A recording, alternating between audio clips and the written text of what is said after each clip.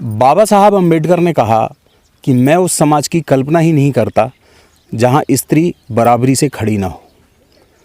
ये बिल्कुल सही बात है। जब हमें शक्ति की आवश्यकता होती है तो हम माँ दुर्गा की उपासना करते हैं। जब हमें धन की आवश्यकता होती है तो हम माँ लक्ष्मी की उपासना करते हैं। ऐसे ही सुर बुद्धि विवेक के लिए माँ सरस्वती की, भोजन की प्राप्ति के लिए माँ अन्नपूर्णा की। आखिर कभी ये बात दिमाग में आई कि इन हर जगह पर स्त्री ही प्रबल क्यों? मैं हूँ आपका होस्ट और दोस्त विक्रांत मिश्रा और आप देख रहे हैं पीबीसी भारत। आज अंतर्राष्ट्रीय महिला दिवस के मौके पर हम आ गए हैं मध्य प्रदेश के नरसिंहपुर ज़िले के एक छोटे से गांव जरजोला में, जहां हम आपको एक ऐसी महिला की कहानी बताने वाले हैं जिसने अपने संघर्षों की किताब से पन्ने पलटाते हुए सफलता की परीक्षा दी। तो आइए हम बात करते हैं जरजोला गांव की एक बहुत ही कर्मठ स्त्री गुड्डी बाई से और जानते हैं कि आज महिला दिवस के मौके पर वो क्या संदेश देंगी। गुड्डी बाई, बहुत बहुत स्वागत है आपका हमारे इस विशेष कार्यक्रम में। सबसे पहले तो आपको आज पता है कि आज अंतर्राष्ट्रीय महिला दिवस है। हाँ, तो अंतर्राष्ट्रीय महिला दिवस के इस अवसर पर हमारे व्यूअर्स के लिए क्या संदेश है? सर, मैं अपनी ज़िंदगी से जुड़ी बहुत कहानी बताना चाहती हूँ। पहले तो मैं सबसे नमस्ते करती हूँ, फिर मैं अपनी ज़िंदगी की कहानी बताना चाहती हूँ। गुड्डी बाई, जब हमें आपके बारे में पता चला तो हम भी आपकी उन संघर्षों की कहानी से बहुत प्रेरित हुए, तभी हम आपके पास आए हैं। तो आज सबसे पहले तो मैं आपसे ये जानना चाहूँगा कि आपके साथ ऐसा हुआ क्या था, आपका जीवन कैसे चला, कैसे आगे बढ़ा? हमारा जीवन ऐसा चला सर कि जहाँ हमारी स्थिति ऐसी थी कि हमारे जो एक जोड़ी कपड़ा सोने के लिए और एक साड़ी से ज़िंदगी शुरू करी हमने। तो हम यहाँ जरजोला में आए थे, तब हमारे जो इतना ही चीज़ें थी। फिर हमने हीरे हीरे थोड़ी थोड़ी करके किसानों की बेटिया लिए, फिर एक भैंस ली, फिर हमारा दूध बिका। 10 साल हमारा दूध बिका। फिर हमारा लड़का था तो वो लड़का दूध लेके जा रहा था। फिर उसके बाद में हमारा लड़का गुम गया 10 साल की उम्र में। फिर हमने लड़का ढूंढने के लिए हमने बहुत 10 साल पूजा पाठ सराय भरी, हमने बहुत करके चढ़ाओ जितनी भी बनी करते सब हम पूजा पाठ में लगाते। फिर उसके बाद हमने रह हो गया। फिर हमें जहाँ जे को बता होता ही ढूंढने गए, तो हम वहाँ पे गए इटारसी। पता चला कि एक लड़का 10 साल से, तो इटारसी गए तो वहाँ पे राजपूतों के तय वो लड़का था, वो हमारा लड़का नहीं था। तो फिर हमने उससे बातचीत की तो वो कुछ नहीं बता पाया। फिर ऐसे सर लोग आते कंपनी में, वो ही भरा और हमसे बात की कि तुम्हें कहीं बेटा की ज़रूरी, उसको माँ की ज़रूरी। तो हम उस लड़का को इटारसी से लोहारिया गांव से हम उसको गुर्रा थाने से लिखा पढ़ी से लाए। फिर उसकी साल भर रहा, उसके बाद में हमने शादी करी। तो उसकी शादी के 2 महीने हुए। उसके बाद में क्या कहते रहे 5,000 उनने लगन में दिए और 50,000 हमसे लिए। तो हमने उसको वो समझौता किया। फिर उसके बाद में साल भर बाद दूसरी शादी करी, वो तो 2 चीज़ें लेकर भाग गई। फिर तीसरी लाए हम इतने तो बड़े रही है। फिर उसके 6 महीने बाद जैसे ही बाकी बहू रही, उसके बाद जैसे ही क्या कहते फिर हमारा लड़का जो बड़े मोबाइल चलने लगे सो नेट से देख कर फिर उसने थाने में फ़ोन किया। फिर वो भी आ गया। फिर आवे के बाद में 6 महीना वो रहा। उसके बाद में उसको मवाद बनने लगी, लीवर में बीमारी हो गई। फिर हमने सराय भरी, परकम्मा करी, दादा हमारे बुकरा बोलो, बहुत परिश्रम किया हमने। फिर उसके बाद में वो ठीक हो गया। वो बम्बई में रहता और जो लड़का हम लाए थे वो हमारे पास रहता, मगर न्यारा रहता। गुड्डी बाई की जो बोलचाल की भाषा है वो नरसिंहपुर की बुंदेली भाषा है। हो सकता है कि आपको इसमें से कई बातें समझ में ना आए, लेकिन मैं कोशिश करूँगा कि आपको इस बात का अनुवाद या जितना संभव हो सकेगा मैं बताने का प्रयास करूँगा। फ़िलहाल गुड्डी बाई के चर्चे नरसिंहपुर ज़िले में एक बात को और लेकर हैं कि गुड्डी बाई बना रही हैं वर्मी कंपोस्ट। जी हाँ, जैविक खाद का निर्माण गुड्डी बाई कर रही हैं। और इस जैविक खाद के निर्माण के लिए गुड्डी बाई ने कैसे शुरुआत की, हम इन तथ्यों को जानने की कोशिश करेंगे। तो आइए गुड्डी बाई से हम फिर से बात करते हैं और कोशिश करते हैं कि वर्मी कंपोस्ट का काम कैसे शुरू हुआ। गुड्डी बाई, ये वर्मी कंपोस्ट का जो आपने काम शुरू किया है, इसकी शुरुआत कैसे हुई, कैसे आपको प्रेरणा मिली या किसने आपका सहयोग किया? जो समूह में जुड़े हम, समूह में हमें क्या कहते आजीविका वालों ने जिनने प्रेरणा दी, उससे हमने लोन भी ली पहले, और हमको और जो मदद भी मिली सरकार से 10,000 रुपये मिले। फिर वो के बाद में और हमको अभी 20,000 इनाम में पैसा भी मिले। तो वो दुर्गा भाई अभी हम पाइप नहीं लाए। तो गुड्डी भाई, ये जो वर्मी कंपोस्ट का काम आपने शुरू किया था, इसमें मध्य प्रदेश ग्रामीण आजीविका मिशन के द्वारा आपको सहायता मिली। हाँ सर। और अपने साथ साथ आपने इसमें गांव की कई महिलाओं को भी जोड़ा। हाँ सर। तो ये सबसे पहले आप ये बताएं कि ये खाद का काम आप कैसे इसका कलेक्शन करती हैं? यदि वर्मी कंपोस्ट बना रही हैं, जैविक खाद बना रही हैं, उसके लिए गोबर की आवश्यकता आपको होती हाँ है। सर, गोबर तो की ये है। गोबर कहाँ से लाना, ये इसकी पूरी प्रक्रिया आप समझाइए। पहले तो गोबर का क्या गाँव से अभी भी ले रहा, मन बीच बीच बिल्कुल नहीं मिला। तो सर मन फिर बाद में अब किसान देने लगे। अब गोबर अभी तो मिल रहा हो, आगे की ज़्यादा नहीं कह सके। गोबर की परेशानी आई, और 6 महीना था पैसा देख भी नहीं मिले, जई में लगे रहे। 24 मेला हती, सब ने कही हम नहीं करा, जो यहाँ 100 है तो कहीं सो सब छोड़ भाग गए। मगर हमें 6 महीना पैसा देख भी नहीं मिले, फिर भी हम डटे रहे। और आज हम अच्छा बिक भी रहा है और हमको कच्चा माल भी मिल रहा है। अभी तक आप कितने की जैविक खाद बेच चुकी हैं? 1.5 लाख के लगभग होगा। तो आप देख सकते हैं कि केवल 6 महीने में ही गुड्डी भाई के प्रयास ने और सरकार के लगभग इन सब से मिला जुला कर गुड्डी भाई 1.5 से 2 लाख रुपए की खाद बेच चुकी हैं। और इनके बताए अनुसार अभी लगभग 1 लाख रुपए का इनका जो माल है वो अभी प्रोसेस में है।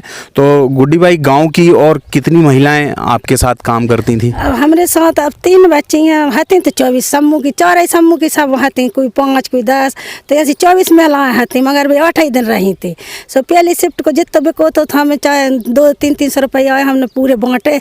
और सबसे कही कि तुम लगी रहो। सब ने कही हमने सब बड़ा ही काम है जाना, सब ने छोड़ दो, अपने मन से छोड़ दो। फिर हमारे मन 3 जने कर रहे, दुर्गा भाई। कैसे करती हैं गुड्डी भाई इस जैविक खाद का निर्माण? आइए हम खुद जानते हैं गुड्डी भाई से। गुड्डी भाई, ये आपकी वो जगह पर हम आ चुके हैं जहां पर आप इस जैविक खाद का निर्माण करती हैं। केंचुए भी पालती हैं आप।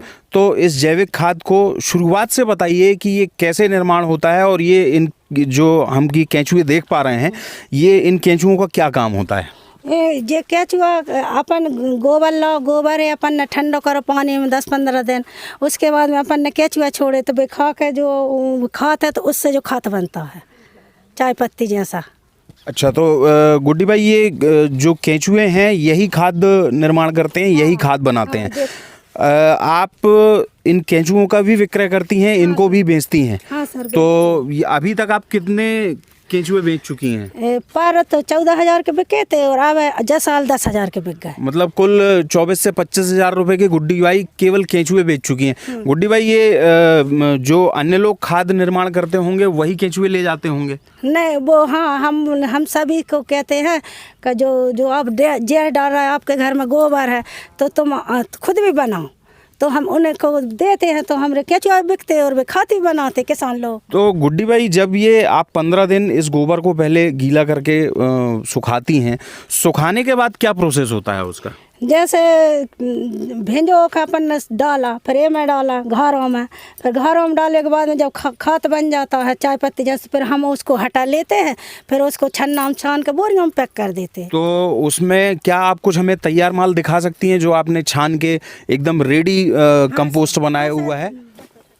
दोस्तों, आप देख सकते हैं ये वो माल है जो बिल्कुल रेडी हो चुका है। ये वही वर्मी कंपोस्ट अर्थात जैविक खाद है जिसको आप सीधे अपने खेतों में, अपने किचन गार्डन में, अपने घर के गार्डन्स में आप सीधे उपयोग कर सकते हैं। इसमें किसी भी प्रकार से कोई भी केमिकल का यूज़ नहीं किया गया है। ये गुड्डी भाई और गुड्डी भाई के समूह के द्वारा तैयार किया हुआ खाद है। आप ये देखिए, जैसा गुड्डी भाई बता रही थी कि चाय पत्ती जैसा दिखने लगता है छानने के बाद, तो लगभग बिल्कुल वैसा ही दिख रहा है ये खाद। तो यदि आप भी अपने किचन गार्डन या गार्डन के लिए इस खाद को लेना चाहते हैं तो नीचे डिस्क्रिप्शन में आपको गुड्डी बाई का और उनके समूह का नंबर यहाँ मिल जाएगा। आप सीधे गुड्डी बाई से संपर्क करके इस खाद को ऑर्डर कर सकते हैं या खुद भी इस जगह आके इस खाद को ले सकते हैं।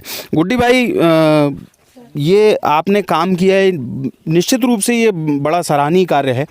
आप अपना परिवार भी बहुत अच्छे से इस काम से चला पा रही हैं और आपके समूह की महिलाएं भी बहुत अच्छे से इस काम को कर रही हैं। अब इस काम के लिए आप किसको श्रेय देना चाहती हैं, क्या लगता है आपको? इस काम को हम आजीविका वालों को श्रेय दे सकते हैं, क्योंकि हम उसमें जुड़े हैं तो हमको लोन भी मिली और उससे हमें काम मिला, आगे बढ़ने का मौका मिला।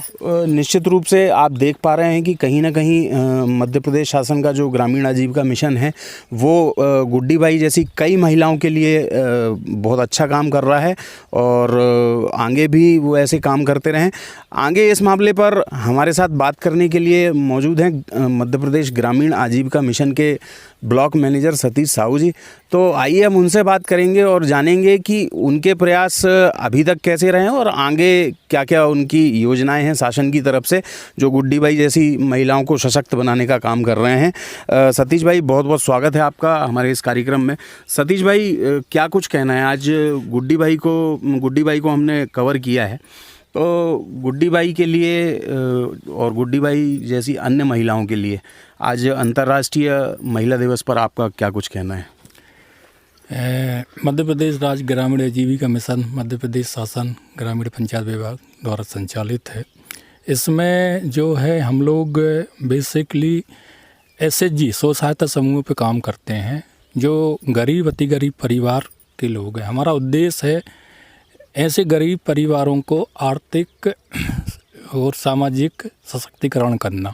हमारा उद्देश्य होता है कि हम इन महिलाओं को संगठित कर समूह से जोड़कर इन्हें विधिवत क्रमबद्ध प्रशिक्षण दिया जाता है और इसके बाद में इन्हीं से पूछा जाता है कि आप कौन सा रोज़गार जो स्टार्ट करना चाहते हैं उसके लिए हमें बताते हैं। फिर इसके लिए हमारी टीम है, इनको विधिवत प्रशिक्षण दिया जाता है और जो भी आर्थिक मदद हमारे विभाग से मिशन से इनको दी जाती है।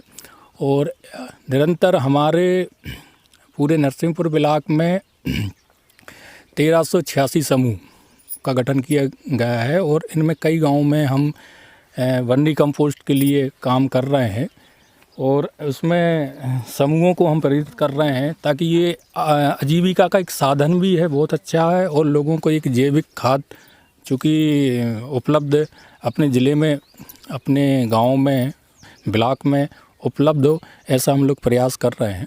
सतीश भाई, मैन्युफैक्चरिंग तो आपकी SHGs कर रहे हैं, आफ्टर मैन्युफैक्चरिंग सेल्स के लिए भी कुछ मिशन की तरफ से योजनाएं होती हैं क्या?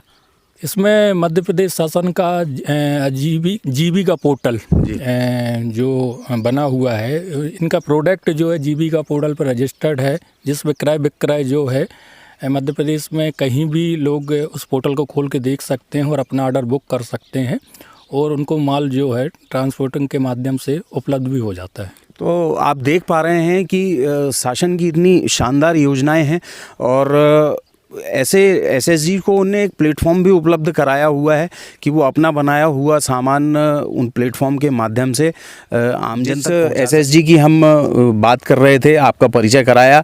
उस SHG की और भी महिलाएं हमारे साथ मौजूद हैं। आप लोगों का क्या कहना है आज अंतर्राष्ट्रीय महिला दिवस के मौके पर? सबसे पहले तो मेरा नमस्ते। मैं माधवी अहिरवाल हूँ। मैं सपना स्व सहायता समूह की सचिव हूँ। सबसे पहले मेरा यह कहना है कि सब महिला दिवस के रूप में सबको महिलाओं को बधाई हो और जो कुछ भी आज हम लोग यहाँ से छोटे से बढ़ रहे हैं वो सब हमारे समूह के कारण बढ़ रहा है। जैसे कि गुड्डी बाई ने एक जैविक खाद बनाया, घर में छोटी सी किराना दुकान भी खोले हुए हैं और मनहारी का धंधा भी करती हैं। मुल्ला जी हैं तो वो भी झाड़ू का धंधा करती हैं और हमने भी अभी छोटी सी किराना दुकान खोली है। बस इतना ही कहना चाहते हैं। और मेरा समूह का नाम है सपना स्व सहायता समूह। तो देख पा रहे हैं आप कि एक छोटे से गांव में निर्धन गरीब घरों की महिलाओं ने कैसे अपना संबल मजबूत करके अपने खुद के पैरों पर खड़े होकर एक मिसाल सबके सामने रख दी है। तो आशा करता हूं कि आपको हमारा आज का ये कार्यक्रम बेहद पसंद आया होगा। यदि आप हमारे चैनल पर नए हैं तो आज ही सब्सक्राइब करिए हमारा चैनल और देखते रहिए PBC भारत।